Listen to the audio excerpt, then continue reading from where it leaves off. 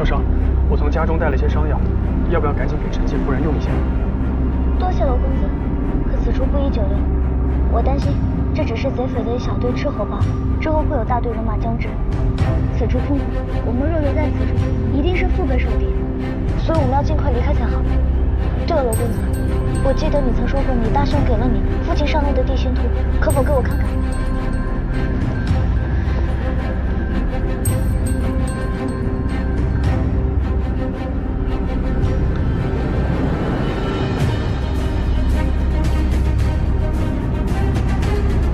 敌众我寡，我怕会更难以对付，还请罗公子到最近的据守去求救。好。阿苗，不行，我答应过陈大人要隐秘相处，不能留恋一个人在这儿。再说了，就算死，我也只想和你死在一起。谁说要死？我可不想死，只是因为罗公子骑术比我好，才命你去搬救兵。一句话，去或是不去？我不是这个意思，少少。我去，但是你答应我，不要擅自行动，一定要小心。我有兵能及时赶到，一定不会擅自行动。快去啊！阿淼，这是药，把三叔母补上身之后，给三叔母上药、开药，所有女兵一同上车。若是车不够的话，把行囊再运一些。这些都是将军为女公子准备的，财物重要还是命重要？三叔母，三叔母，一定要小心。司德，备马。是。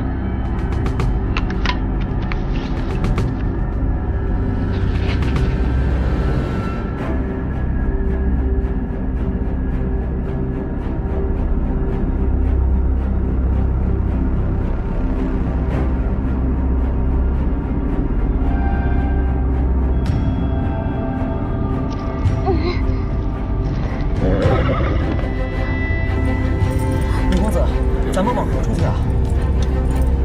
三叔父曾说过，附近有一处猎屋，我们可以去猎屋藏身。好。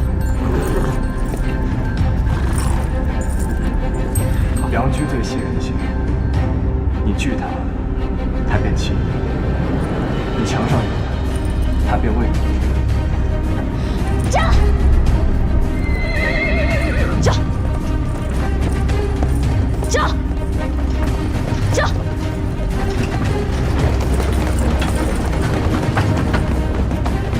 驾！驾！驾！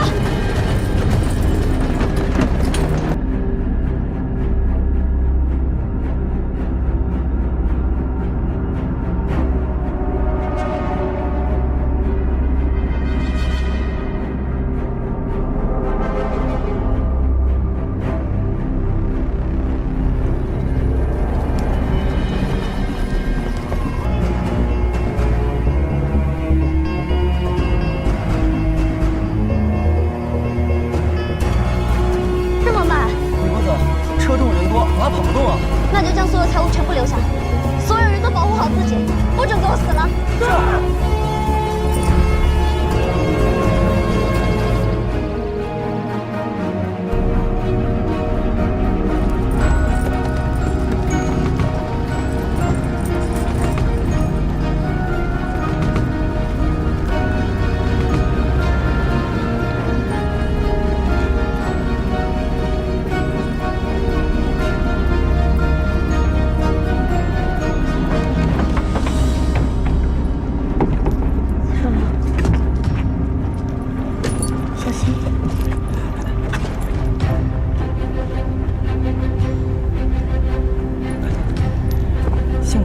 下令舍下那些财物，那些贼匪只是求财，才让我们得以脱身。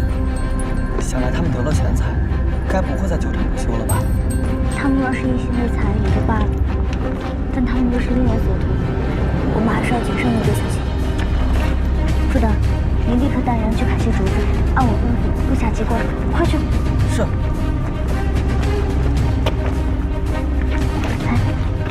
女公子，这屋中有些物事，你看能用吗？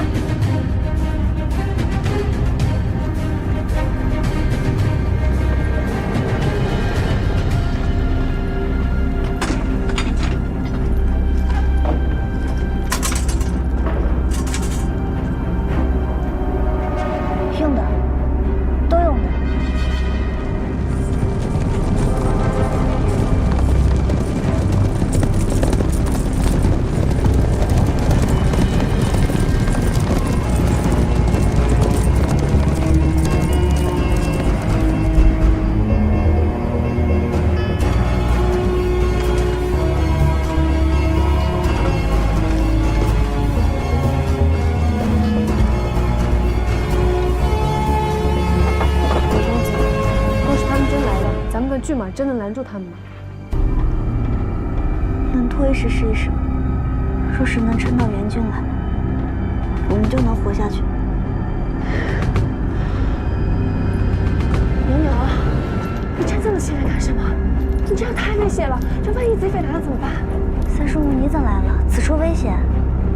我在担心，你们这一路上都这般艰险，也不知道你叔父如何。早知这样，我当初就不应该答应他，让我去清县，而是直接奔赴华县的。清县城门紧闭，定是得知外面不太平，故关门自保。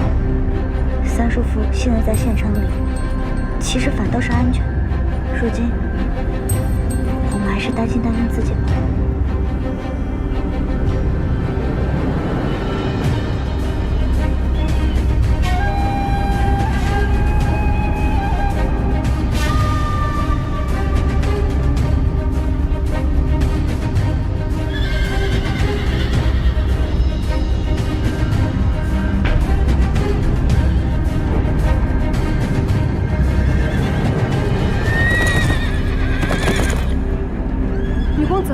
贼匪人数不少。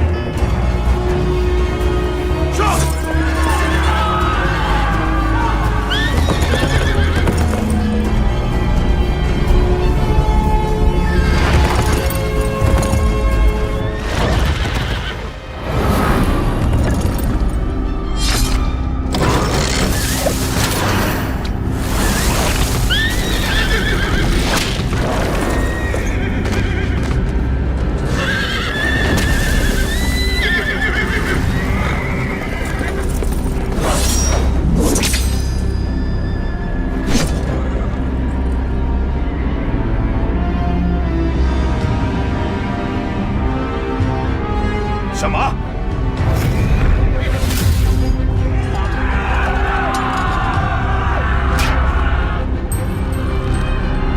放箭！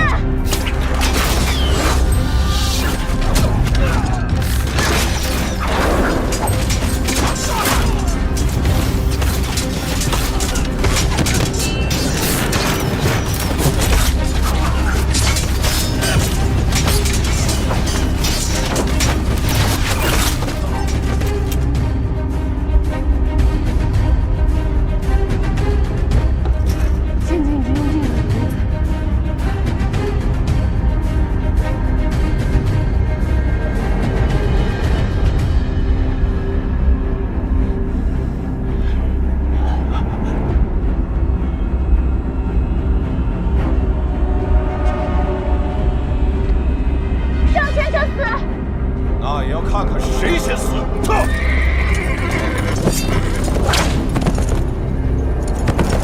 撤！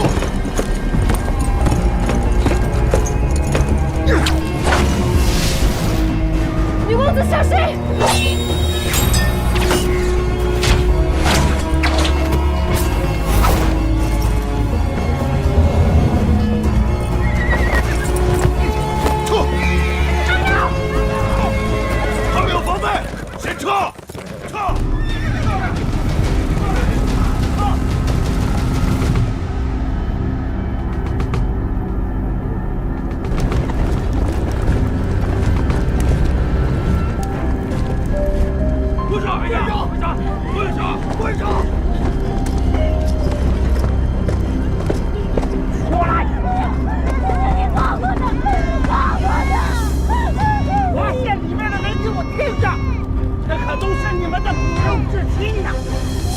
若你们县令再不开门出手，我就把他们全部斩杀，偷袭花开，给你们看呐！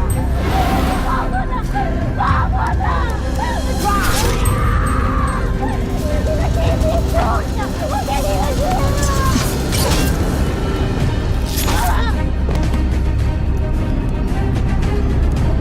每过一刻，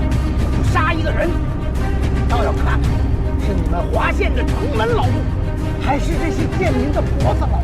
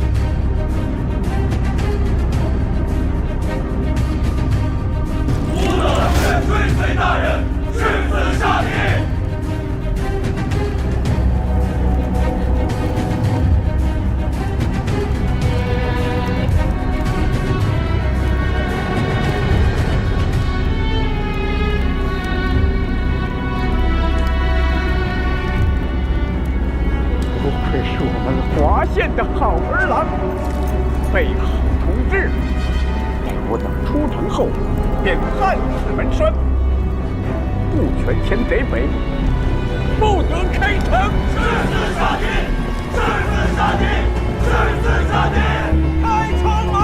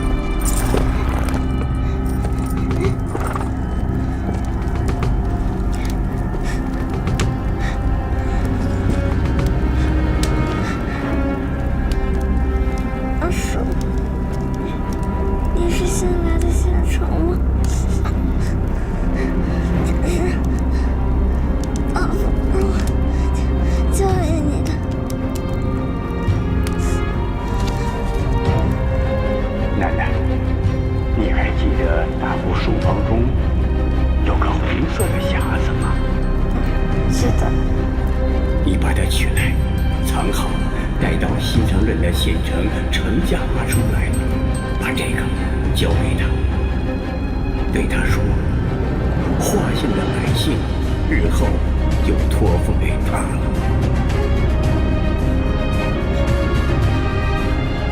好。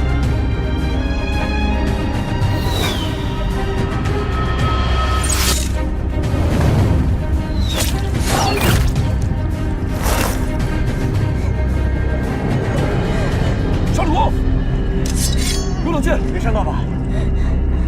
是，没事。我没事。少主，带去疗伤。是。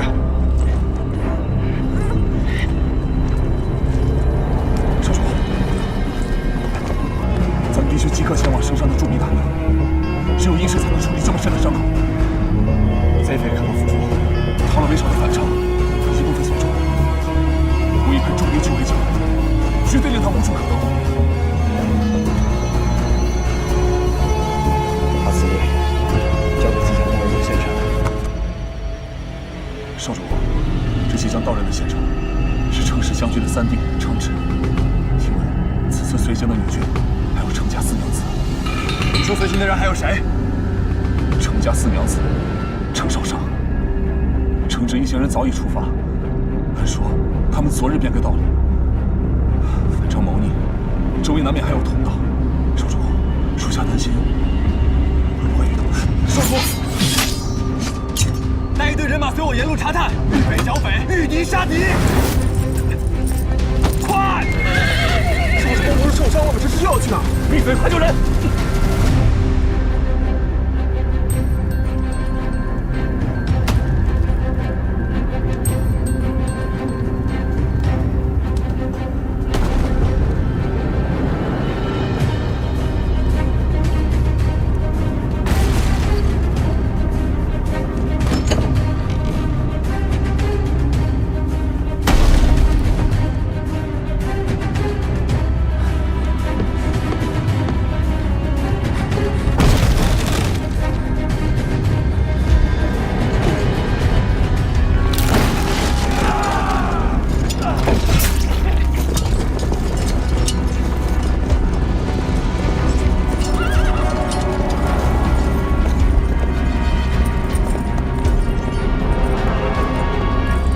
传信了？你们这么怕我们报信，是因为你们根本就不是贼匪。知道的越多，越活不长。到时候你的下场会和你的婢女一样。阿妙，你那婢女也是个练性子，折腾了几个时辰都没断气，还是我一刀赏了她个痛快。会让你偿命。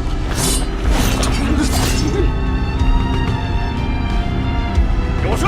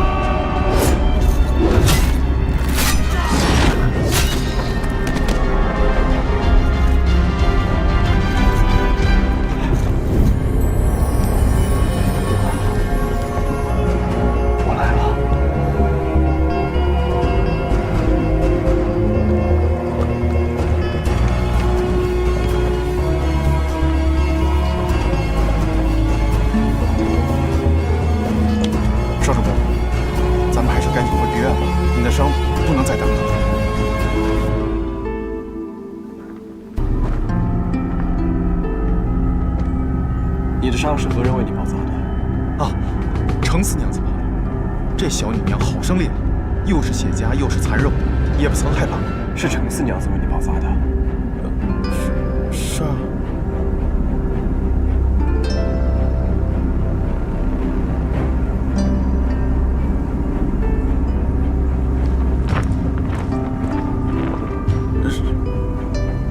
少主公是不是生气了？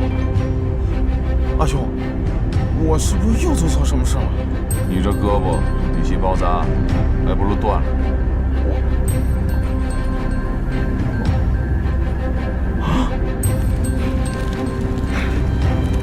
撑着点。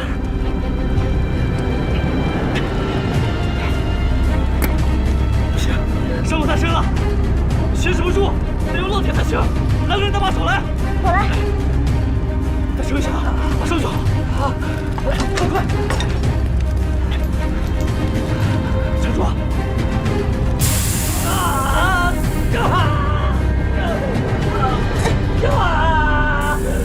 可以了，可以了，结束了。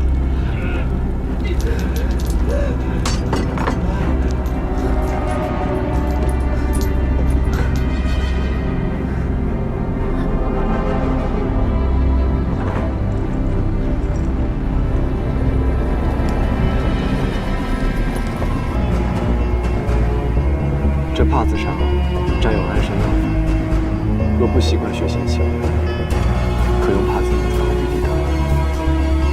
多谢你让我。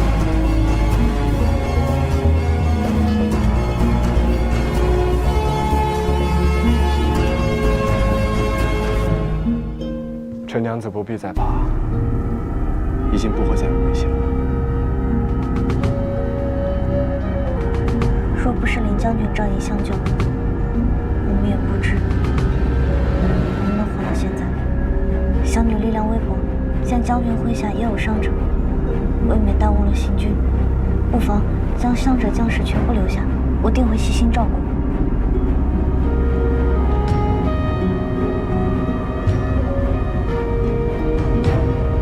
是将我麾下的伤患全都留下吗？是。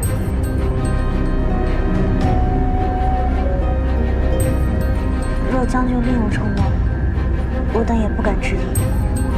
为何只能是他们？难道我就不可留下吗？将军留下做什么？疗伤。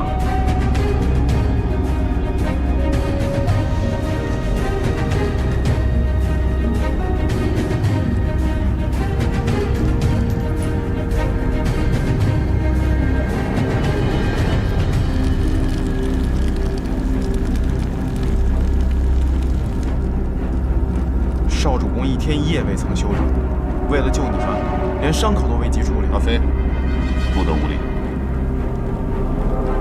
林将军，你自行这段剑尾，如今箭头只露出肌肤不足半寸，想要拔出箭头无处着力，怕是只能切开伤口。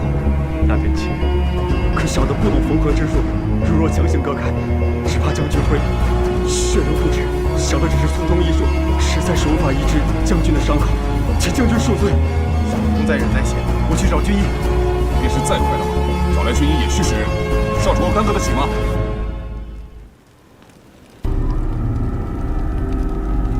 我有一法子，但不知可行不可行。可行。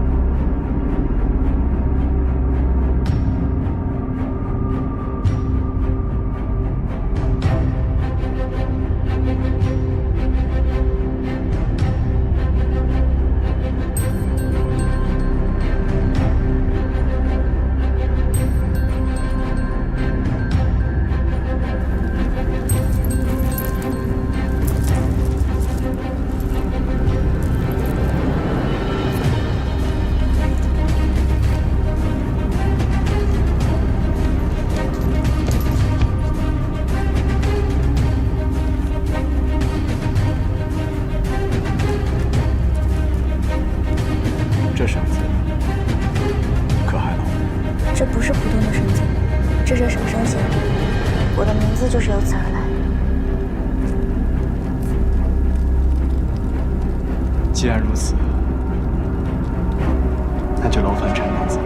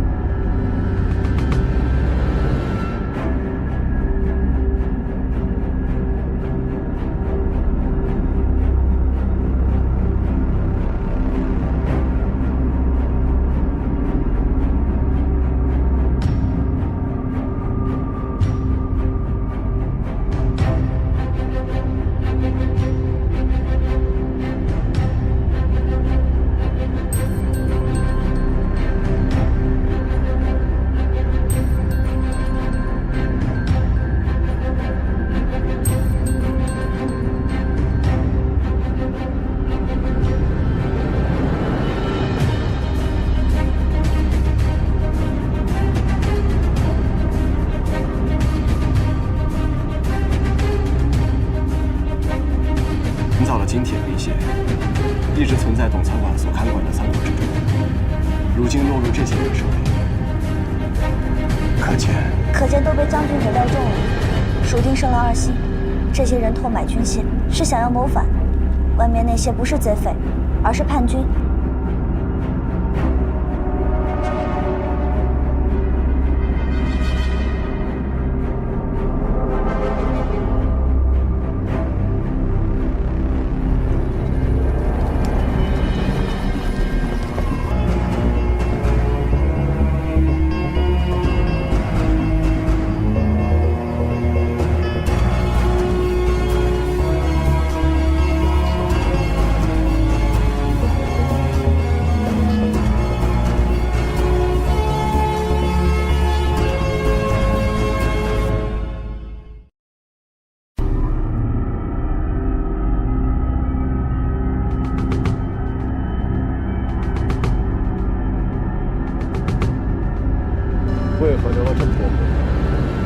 这群无胆鼠辈，劫掠妇孺是很拉歹毒，一看打不过，降得很快。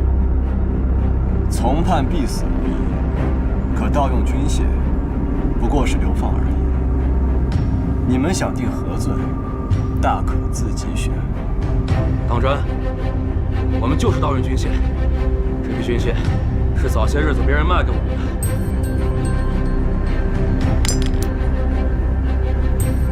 谁卖给你们这批军械？这个我们不知。好，给我拉下去。是。哎，你怎么能戳他啊？慢着。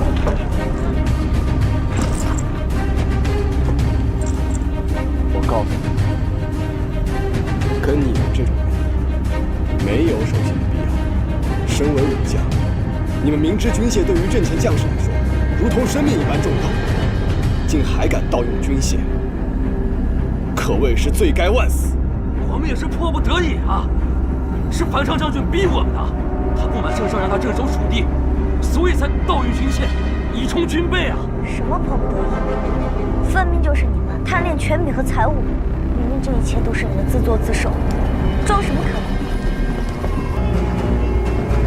邵仲谋，杀相不祥啊！我来杀，我来杀了他们，杀相不祥。可他们又没向我投降，我来杀了他们，便没有关系。我获得了令安娜、家里、车夫，全都是被他们所杀。那个女子，我们只找回了部分尸。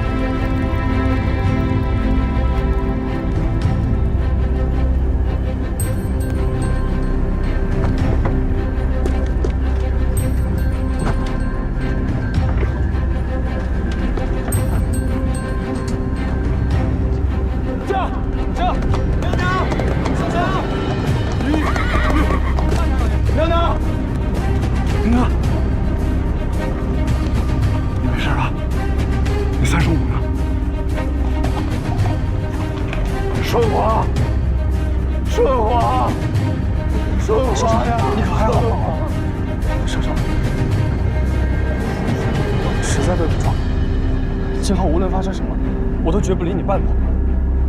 夫人有所不知，那老妖弱如柴鸡，受不了惊吓，一路上晕过去3次。幸亏你夫君我镇定。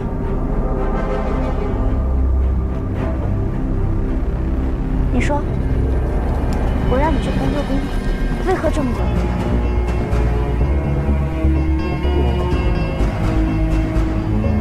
我说，你别生气。因为程大人晕过去好几次。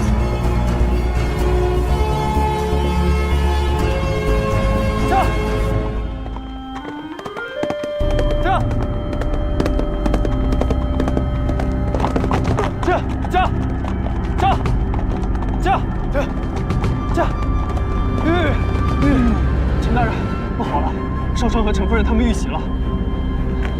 所以只有劳公子一人逃出来了吗？我们快去救他们！夫人，娘娘，还是来迟。陈大人，陈大人，陈大人，去！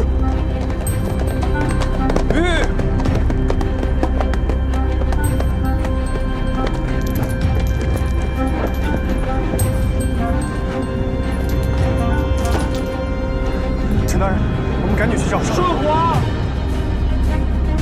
少天好，我还是陈大人，陈大人，陈大人，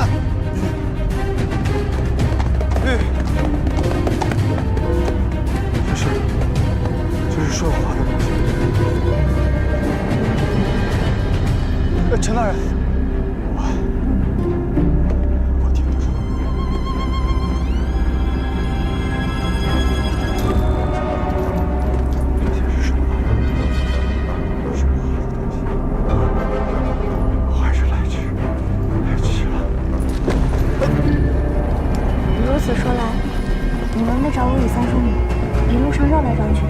在山脚下绕了1天，是1日1夜。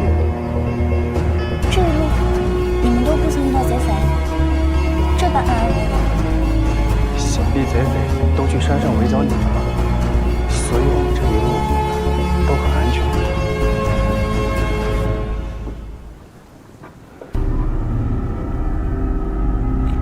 三叔父果然是生来好命，我们这一路上水深火热。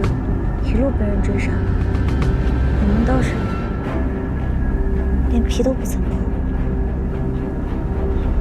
老天爷可真是偏心的很。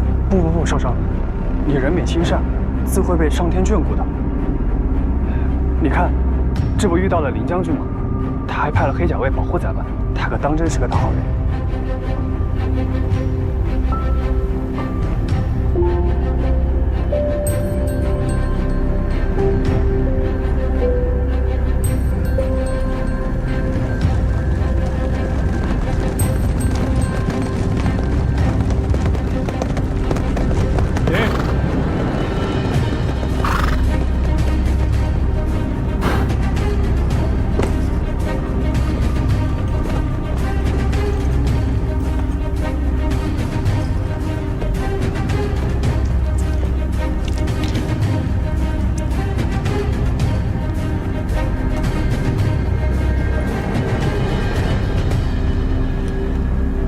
血迹尚未干枯，樊昌逃得不远，向前搜。是。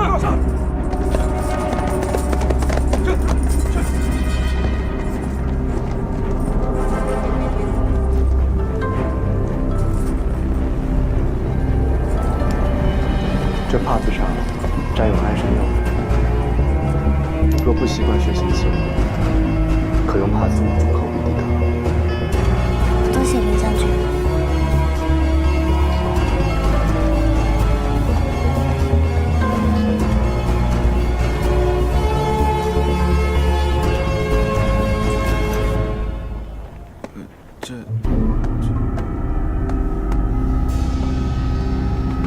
想说就说。少主公带伤来救程家4娘子，已算仁至义尽，为何还让大兄一路护送他前往华县？毕竟是华县新县城的家眷，这一路以来，是否还有樊昌残部不知，自然要小心一些。就这样。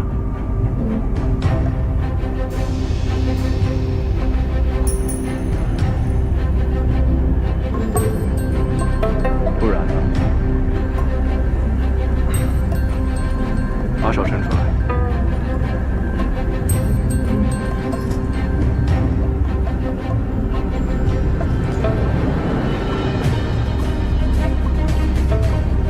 你守在此处，我带人继续向前，让樊超无处可逃。是啊。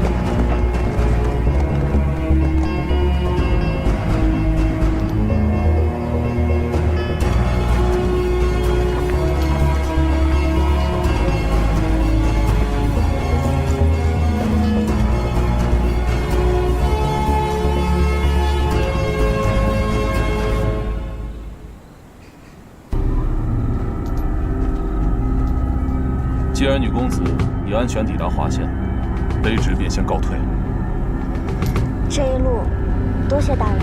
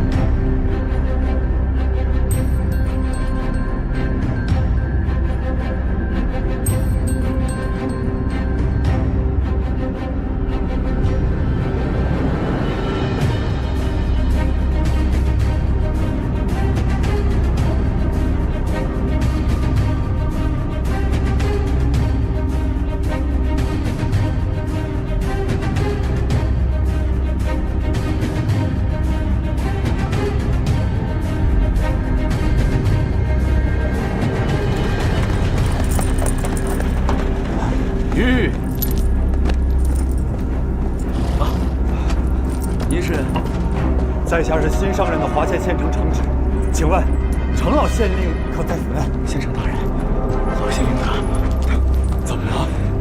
他协同子孙殉城了。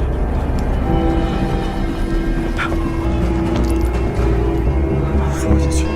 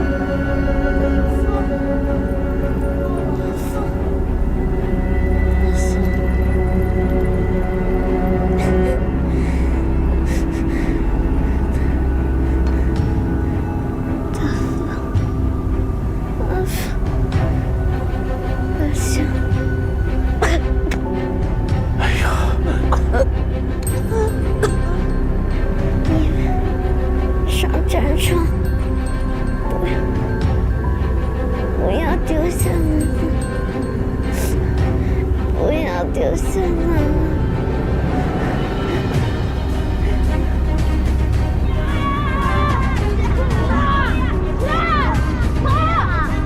叫上姑母来一起玩啊！我才不能！我越界！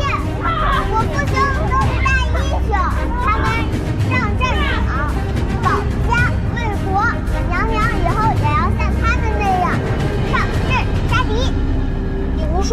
我听我大父说，明明就是你阿父阿母见你是个小女娘，便不要你了。他们打仗就在这里的同胞阿兄，就是不爱你。你才胡说呢！我阿父阿母才没有不要我呢。那他们为什么不回来看你？他们分明就是不要你了，才把你丢在顾大母家的。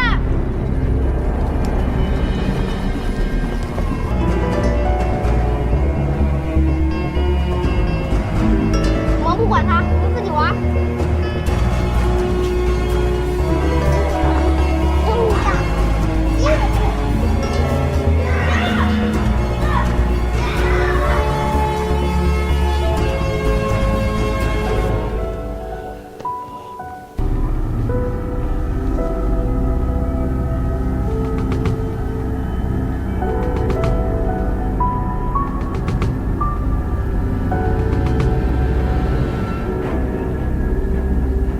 你是新来的伊氏姐姐吗？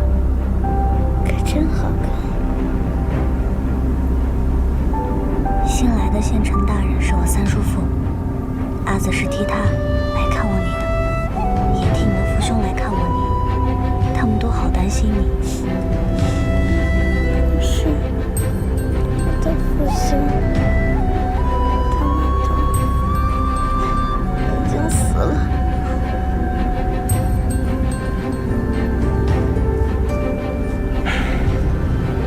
老县令殉城的消息在破城之时，贼匪就已经昭告天下，瞒不住他的。小畜生！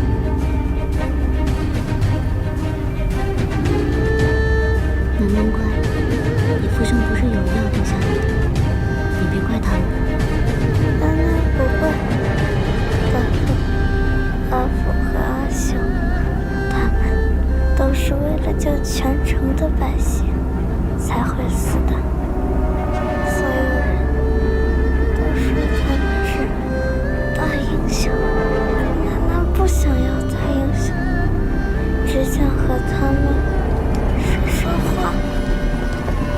2年之后可以跟阿紫说，阿紫听你说，从前奶奶生病时，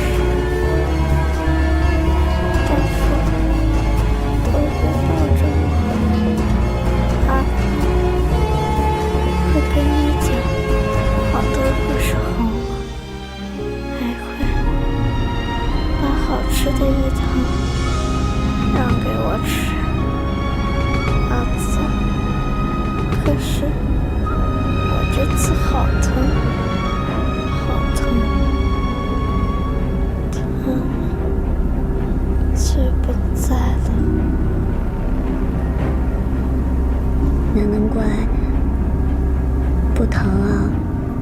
后就不疼了。华县的百姓和你一样，都会想念他们。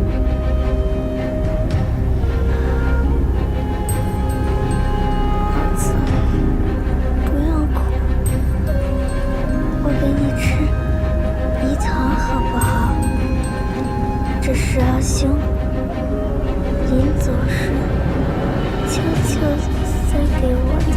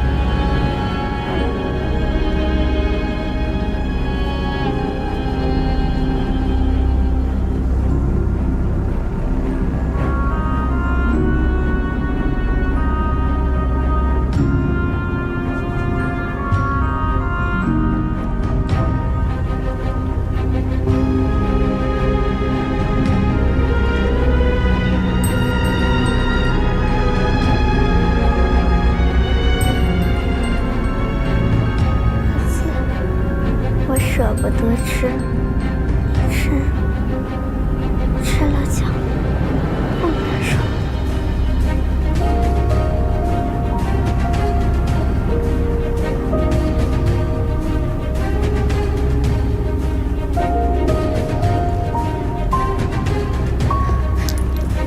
医师，小梅她……小梅被贼匪踹中了胸腹，伤及肺腑。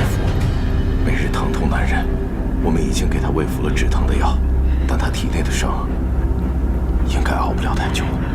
还需要什么药？劳烦您列份单子，无论再贵再难求，我一定想办法给他弄来。小妹要活下去，她得为了她全家人活下去。是，你救我！腿没了，活着也是一腿，还不如死。去给家里付饭。腿没了，还能拄拐杖，千万不要放弃。你这些世家子弟，你知道别放弃。我的父兄被那些劫匪砍掉了四肢，活活被疼死。是我放弃了他们，我才应该去死的。父兄惨死，你一个大男人就活不了了。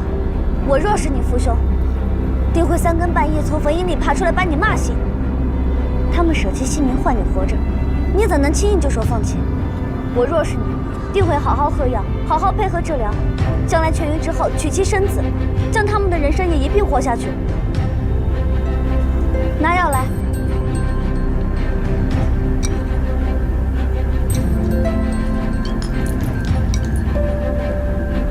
拿着。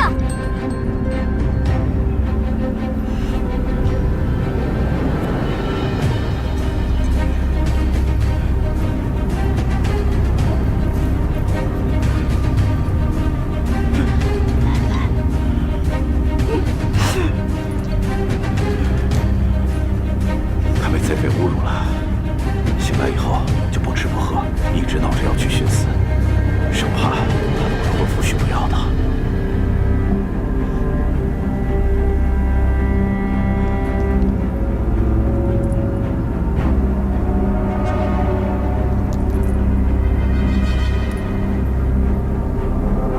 被畜生咬了一口。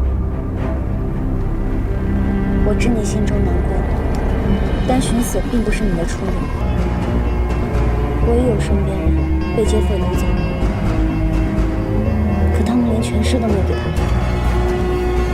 那几日我不停在驻守，就算是被欺辱，只要能活着，能活着便就是最好。如今你活着，你的郎婿理应庆幸才是。若他不介意，为何要为了瞎了眼的老天爷放弃有情人？若你这么做了，当真是傻。但他若是介意，为了一个无情无义的男人去寻死，更是蠢不可及。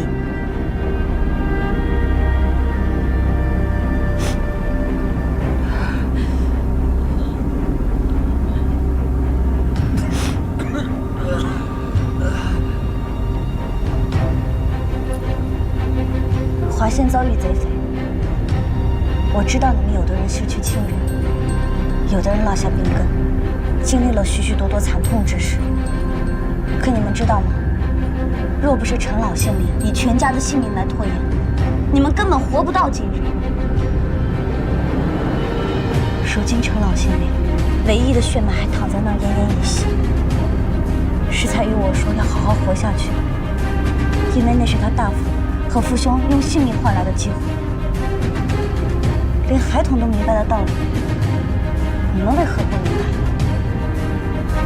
你们有什么脸面轻言放弃这么多人为你们拼来的生机？有什么脸面去面对已故的亲人？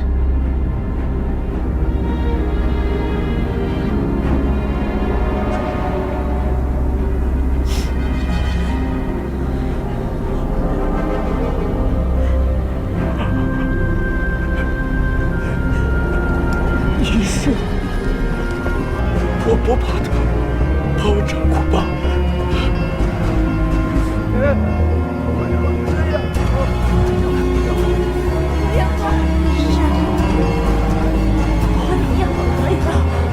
好，快上药！来，慢点啊！来，谢谢你的。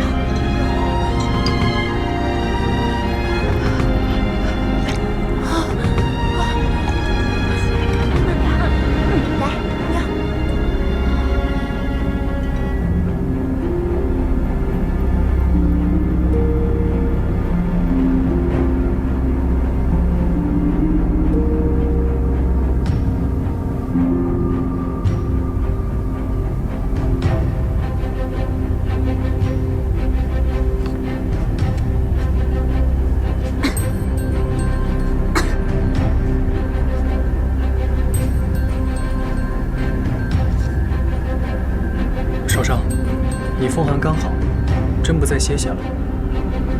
我不想歇，一歇下来，满脑子都是陈小妹。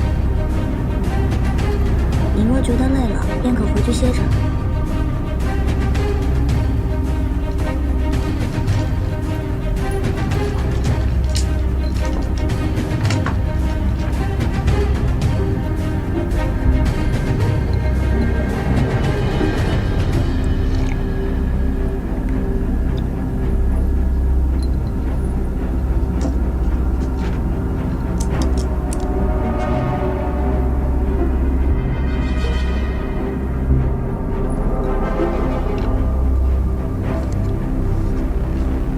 要不我帮你算吧，你这般太辛苦了。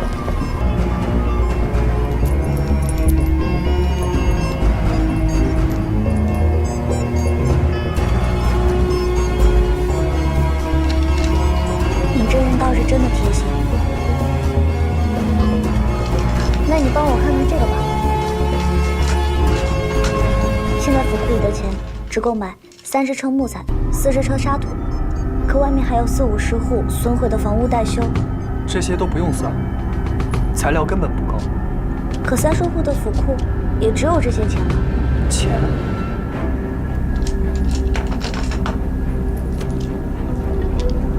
我这里有这块玉佩，还有这块玉珏。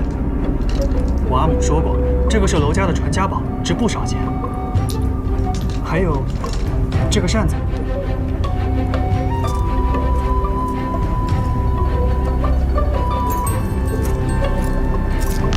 还有这些钱，够吗？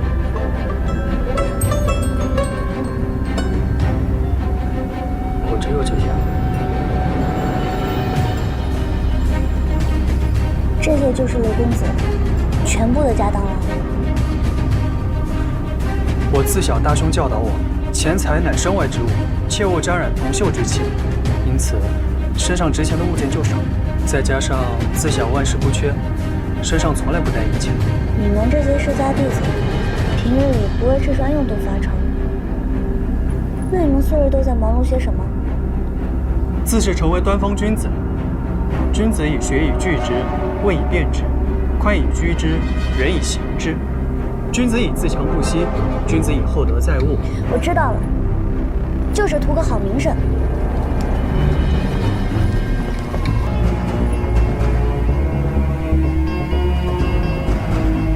阿阳，我想到办法了，这次你可帮我大忙了啊！少商，你怎么不拍你自己啊？因为会疼。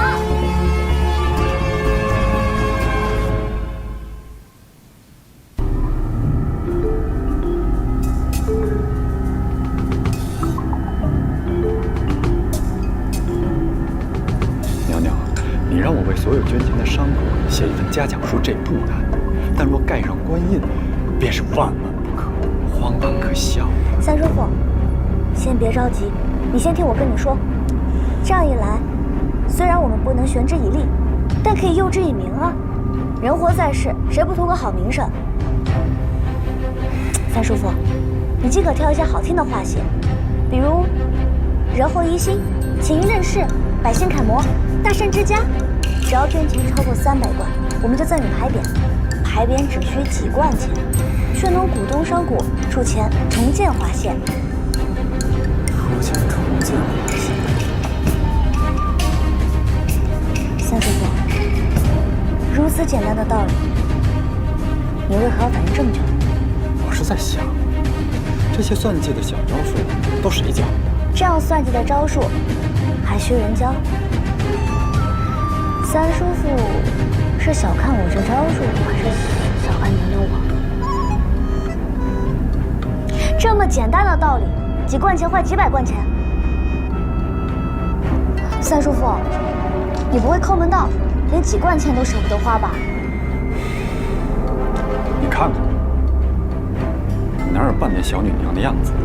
跪坐，把手放下来。你先答应我。我答应你。去吧。现在？不然呢？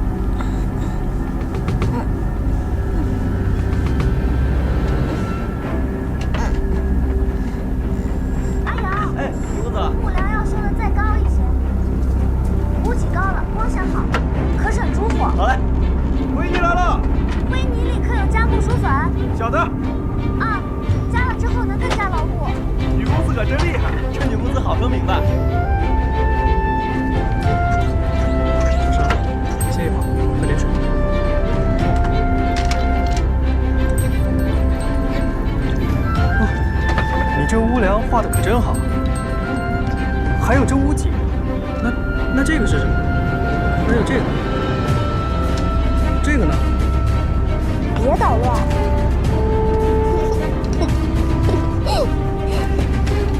小妹醒了。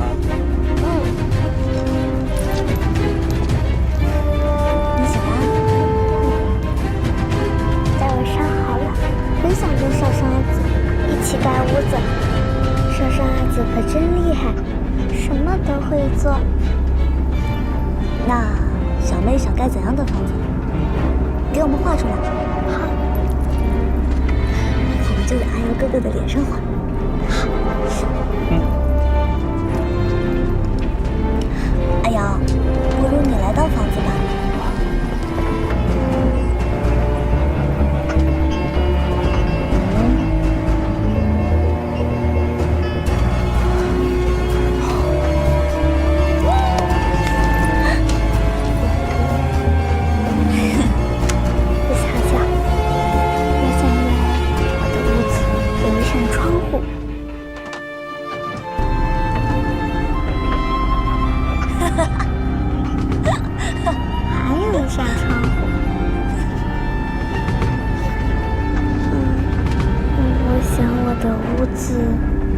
还要有一个长了花的屋顶。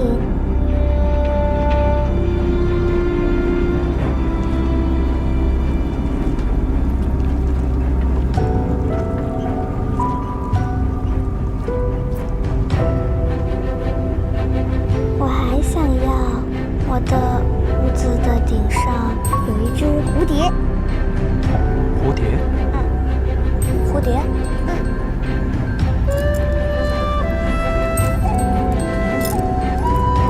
这样就有蝴蝶了。真好看。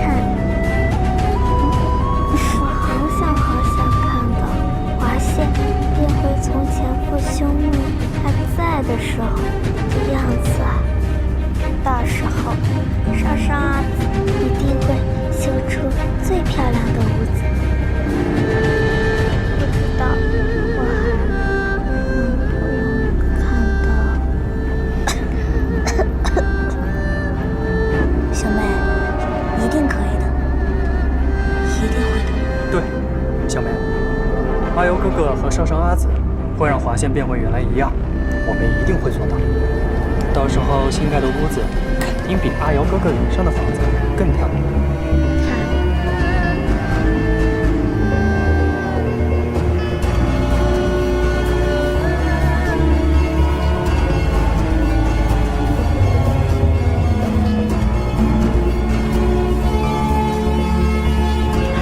伤好不容易才好几日，又跑去追踪樊昌余党下落。少主公病情加重，陛下一双眼差点剜死我。小伤无碍。我命你们办的事情可曾办好了？都办好了。若非少主公旧伤复发，大可将钱亲自交给程娘子。少主公你是没瞧见，程娘子短短几日之内便将死气沉沉的华县重振民心，当真是了不得。那些百姓领到牌匾，个个都神气。可惜少主公叮嘱要低调行事，程娘子到现在都不知道那份最多的钱是你所捐的。我们又不是商贾，自然得低调行事。那些商贾若知道了我的身份，定会怀疑是他有意为之，想利用我们的身份逼捐他们。如此低调行事就好，既能帮到他们，也不会惹出是非。那岂不是行好事不留名，连程四娘子都不知道？能帮到就好了，不用他知道。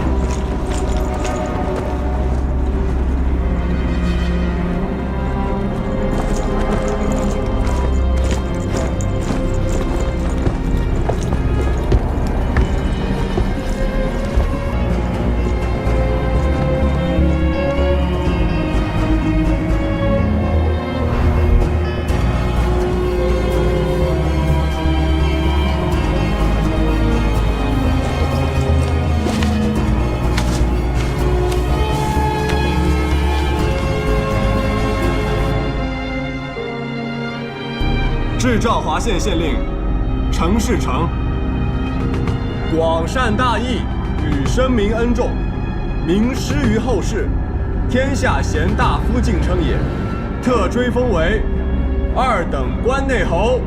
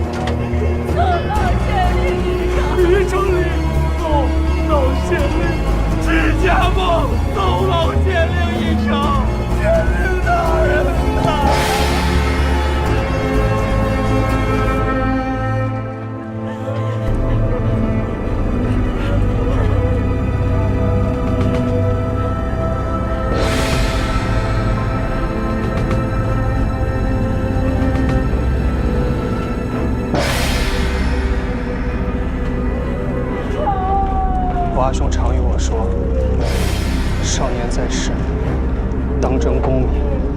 起初，我并不能明白，为何非要立功，为何非要为官。衣食无忧，平淡过完半生不好。今日看到老县令这一场，方才明白。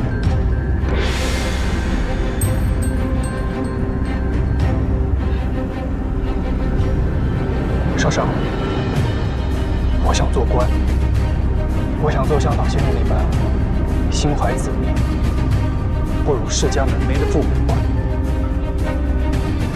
上不愧于天地，下不愧于百姓。无论乱世盛年，呼一城安稳，绝不让下一个男人再失去亲人。这生逢乱世，有能者当仁不让。当初出征，你阿父阿母也是这般义无反顾地前往故城。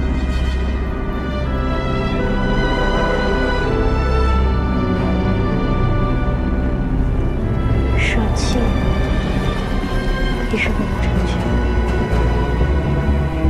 唯有舍自身，舍相赠，才能保百姓安康。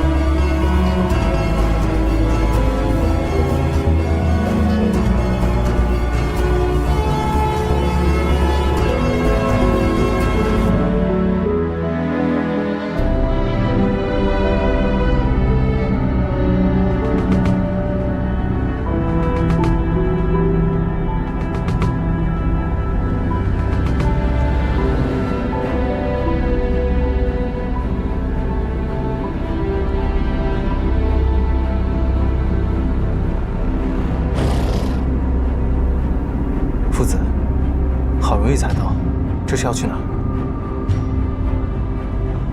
见他无恙，我便放心了。不见了，不见了。